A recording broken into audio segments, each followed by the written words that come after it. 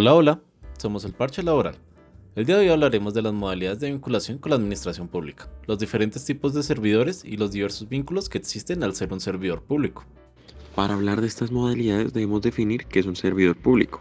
Hernán Jaramillo, citado por Roble Lara en 2013 en su libro El servicio público dice: es funcionario o empleado que ejerce la función de administrar los servicios y la gestión de los intereses públicos, el cual para prestar servicios públicos y eficientes y eficaces requiere de conocimientos, vocaciones, aptitudes para el trabajo, especialidad, lealtad y sentido de responsabilidad que consiste en el respeto a la ciudadanía. Muy bien, ahora que ya conocemos acerca de lo que es un servidor público, ¿alguno sabe algo acerca del empleo público y sus formas de vinculación? Yo sé que se debe tener en cuenta es el artículo 122 de nuestra Constitución Política, donde menciona los requisitos del empleo público, donde el primero de estos es que todo empleo público debe tener unas funciones y esto debe ir acorde a la Ley 909 del 2004, artículo 18, donde se manifiesta que es una actividad subordinada y estas funciones deben estar señaladas en la ley o reglamento institucional de la entidad. Además, estas funciones son el parámetro para establecer el desempeño y la responsabilidad del servidor. El segundo requisito es que ese empleo tenga contemplado sus emolumentos en el presupuesto de la entidad, y por emolumentos se hace referencia a los costos, gastos económicos que genera el empleo para la administración. Y el tercero y último requisito es el empleo que debe estar enunciado en la planta de personal de la entidad, y entendemos que la planta de personal es el conjunto de empleos permanentes que necesita una entidad para poder funcionar. Pero entonces, ¿cómo una persona se puede vincular con el Estado? Antes de hablar de las modalidades de vinculación, tenemos que ver qué dice nuestro ordenamiento sobre este concepto. Y según nuestra Constitución Política, en su artículo 123 manifiesta: son servidores públicos los miembros de las corporaciones públicas, los empleados y trabajadores del Estado y de sus entidades descentralizadas territorialmente y por servicios. Los servidores públicos están al servicio del Estado y de la comunidad, y ejercerán sus funciones en la forma prevista por la Constitución, la ley y el reglamento. Para responder a tu pregunta, para que una persona se vincule al Estado mediante un empleo, por norma general deberá hacer carrera administrativa. Pero se debe tener en cuenta que es una de las categorías que existe del servidor público, es decir, el género es servidor público, pero existen diversos tipos de servidores públicos, como lo son los servidores públicos de elección popular, empleados públicos y trabajadores oficiales, que vendrían siendo las especies. Ahora, hay que hacer una pregunta: ¿a todos ellos se les hace un contrato? No todos los servidores públicos se vinculan mediante un contrato de trabajo. La mayoría se vinculan mediante un acto legal y reglamentario, es decir, un acto administrativo. Para que te des una idea, el artículo 125 de nuestra Constitución Política menciona que los empleos en los órganos y entidades del Estado son de carrera y se exceptúan los de elección popular, los de libre nombramiento y remoción, los trabajadores oficiales y los demás que determine la ley. Nuestro mismo ordenamiento nos muestra cuáles son las modalidades de vinculación y esto nos da paso a empezar a hablar de cada una de estas modalidades. Exacto.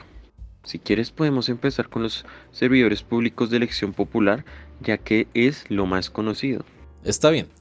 Podemos entender que es aquella persona que ocupa un cargo público habiendo sido elegida directamente por el pueblo mediante un proceso electoral popular conforme a lo establecido en el ordenamiento jurídico. Este tipo de servidor tiene dos clasificaciones, siendo la primera miembros de corporaciones, que se encargan de hacer control político. Estos miembros hacen parte del Congreso, Senado, asambleas, JAL, entre otros. El siguiente tipo de servidor público de elección popular son los de cargo unipersonales. En esta categoría entran los alcaldes, presidentes, vicepresidentes, gobernadores, entre otros más. Y hay que tener en cuenta que estos cargos son de periodo fijo, entonces existe más de un tipo. Bueno, ¿y qué me pueden decir sobre los empleados públicos? Para hablar de este tipo de servidor público, primero daré una definición del Consejo de Estado en su Sala de lo Contencioso Administrativo, en su sentencia, un recado final 4912-14, que lo define como: los empleados públicos son las personas naturales vinculadas a la administración pública en virtud de una reglamentación y una relación legal, es decir, a través de un acto administrativo de nombramiento. Además de esto, hay una diversa clasificación en esta categoría. Dicha clasificación está contenida en la Ley 909 del 2004, en su artículo primero. Dicho esto, habrá que hacer mención a la forma de vinculación, la cual será legal y reglamentaria. Esto en mención del decreto 160 del 2014. Por lo tanto, esto quiere decir que su vinculación será mediante un acto administrativo y las controversias derivadas de este vínculo serán resueltas en lo contencioso administrativo y el recurso idóneo será mediante la nulidad y restablecimiento del derecho. Siendo esta la definición, hay que mencionar cuáles son los tipos de empleados públicos. Si quieres, Sergio, me puedes ayudar. El primer tipo de empleado público es el de carrera administrativa, según la sentencia C-387 del 96. Este sistema de carrera tiene como finalidad esencial garantizar la estabilidad de los empleados en los cargos públicos del Estado y el acceso de los ciudadanos a la administración pública de acuerdo con los méritos y capacidades de los aspirantes para el efectivo cumplimiento de la función pública en beneficio de la colectividad en general. Además, acorde a la Ley 909/2004, en su artículo 27, menciona que es un sistema técnico de administración de personal y ésta debe cumplir con los principios del artículo 28 de la misma ley, siendo los más importantes la igualdad, la meritocracia, la publicidad. Entonces, la modalidad de vinculación de este tipo de servidor será por concurso y será seleccionado por el mérito, es decir, mediante el puntaje obtenido en la prueba específica realizada para el cargo. El siguiente son los nombrados en cargos de libre nombramiento y remoción. La Corte Constitucional, en sentencia T-014 de 2019, manifestó que los empleados de libre nombramiento y remoción le permiten al nominador ejercer su discrecionalidad en la escogencia de las personas que ejercerán las labores públicas encomendadas, con estricta observancia de los principios que orientan el ejercicio de la función pública. Además, en sentencia C-540 del 98 expresó que la Constitución prevé los empleos públicos de libre nombramiento y remoción, cuya situación es completamente distinta a los de carrera, pues para estos la vinculación, permanencia y retiro de sus cargos depende de la voluntad del empleador, quien goza de cierta discrecionalidad para decidir libremente sobre estos asuntos, siempre que no incurra en arbitrariedad por desviación del poder. ¿Y es decir que no se hace algún tipo de concurso? No, ellos no deben concursar, y en dado caso de que el nominador quiera retirar al servidor del cargo, deberá hacerlo mediante acto administrativo debidamente motivado bajo las razones que enuncia la ley. Luego siguen los empleados de periodo fijo.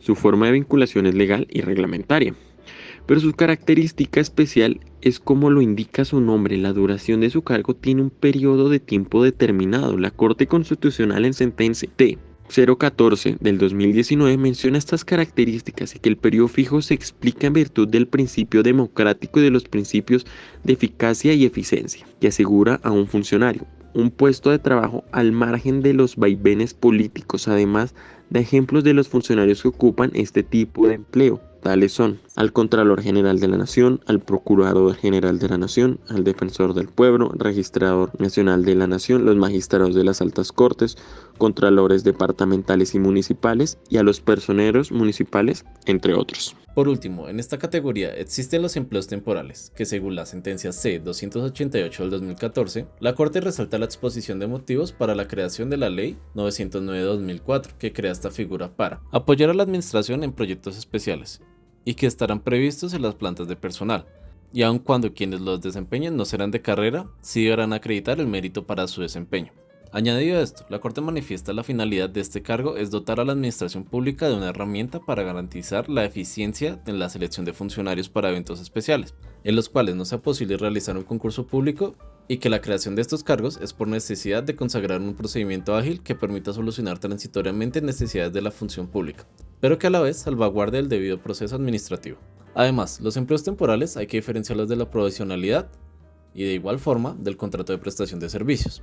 Además, igual que los otros, su vinculación es legal y reglamentaria, a través de acto administrativo. Estos están regulados en el artículo 21 de la Ley 909 de 2004. Y básicamente para que existan este tipo de empleo, deberá haber 3 requisitos, los cuales son: 1. Si hay sobrecarga laboral para el personal de planta de la entidad, se puede crear esta actividad institucional. 2. La actividad por desempeñar requiere un conocimiento especializado. Y 3. No debe durar más de 12 meses el empleo temporal. Por último, queda la clasificación de trabajadores oficiales. ¿Alguno sabe cuál es la diferencia con los otros tipos de servidores? Yo me sé esta. Según el Consejo de Estado en su sala contencioso administrativo, en la sentencia 2014-01-511, dice que son trabajadores oficiales quienes desempeñen cargos no directivos destinados al mantenimiento de la planta física, hospitalaria o de servicios generales en las mismas instituciones. Y en concordancia con esta definición, David Guachetá y Johan Rojas En su artículo de 2021 de investigación manifiestan que los trabajadores oficiales constituyen el personal que labora en las entidades descentralizadas y desconcentradas por servicios o por colaboración, tales como sociedades de economía mixta, empresas industriales y comerciales del Estado.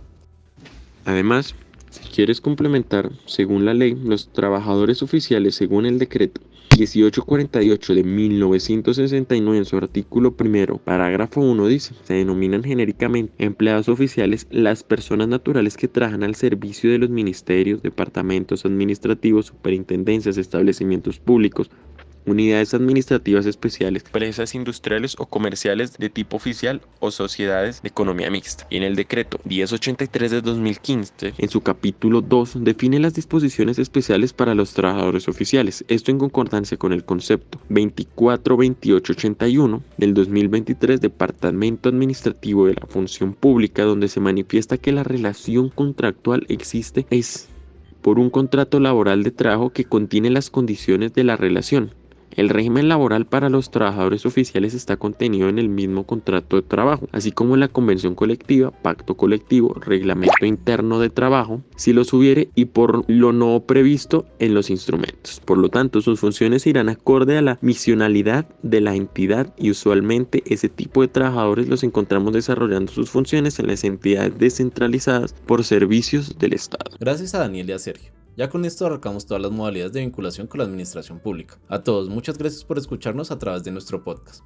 Háganos saber sobre qué otros temas quieren conocer y los invitamos al Sexto Congreso Internacional, 19º Seminario Internacional y 13º Congreso Estudiantil de la Seguridad Social y el Mundo del Trabajo, que se llevará a cabo en la sede de Barranquilla de la Universidad Libre. Los esperamos.